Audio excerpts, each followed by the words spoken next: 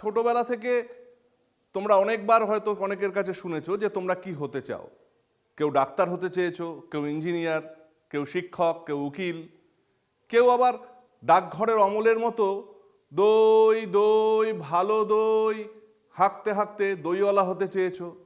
আবার কেউ বা অমলকান্তির মতো রোদ্দুর হয়ে যেতে চেয়েছো।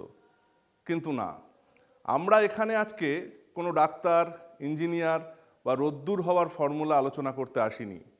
আমরা কবি বীরেন্দ্র চট্টোপাধ্যায়ের কবিতা সবুজ জামার মধ্য দিয়ে শেখার চেষ্টা করব, অনুভব করার চেষ্টা করব যে আমাদের জীবনটা, আমাদের জীবনের চারিপাশটা আরও একটু কিভাবে সুন্দর করে তোলা যায়।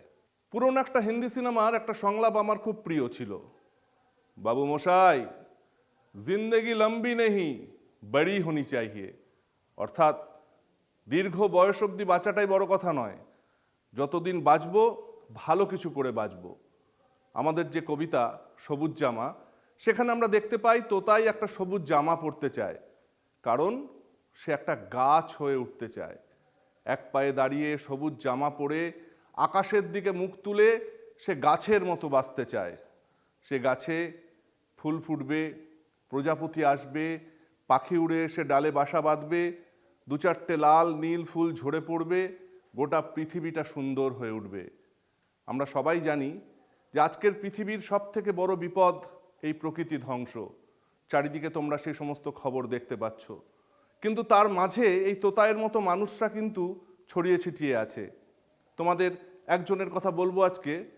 পুরুলিয়ার প্রত্যন্ত এলাকায় কমল চক্রবর্তী বলে এক লেখক, তিনি একদিন বেড়াতে গিয়েছিলেন। তারপর সেখানে বৃক্ষহীন একটা রুক্ষ মাটি দেখে তিনি ঠিক করলেন এখানে একটা জঙ্গল বানাবেন, এবং ৩০ বছরের অক্লান্ত পরিশ্রমে সেখানে তিনি লক্ষাধিক গাছ লাগিয়ে একটা জঙ্গল বানিয়ে তুলেছেন। হ্যাঁ, সেখানে জঙ্গল তৈরি হয়েছে, সেখানে আদিবাসীদের জন্য স্কুল তৈরি হয়েছে, হাসপাতাল তৈরি হয়েছে। সেই জায়গাটার নাম হচ্ছে ভালো পাহাড়। সেই ভালো পাহাড়ের কথা তোমরা গুগলে সার্চ করেও দেখতে পাবে। তাহলে আমাদের তোতাইকেও আমরা দেখতে পাচ্ছি যে সে গাছ হয়ে উঠতে চায়, যে গাছে মানুষের শুধু আশ্রয় নয়, সেখানে সমস্ত প্রকৃতি ভরিয়ে তুলবে সে। হ্যাঁ, তোমাদের আরেকটি যে পাঠ্য পথের পাঁচালী, সেখানেও তোমরা দেখেছো অপু দুর্গা কিভাবে প্রকৃতির সঙ্গে মিশে থাকে।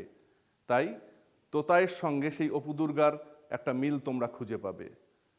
আমরা এবারে কোনো আলাদা কোনো হোমওয়ার্ক দিচ্ছি না তোমাদের। তোমরা একটা করে গাছ সবাই লাগাবে, সেটা বাড়ির উঠোনে হোক, টবে হোক।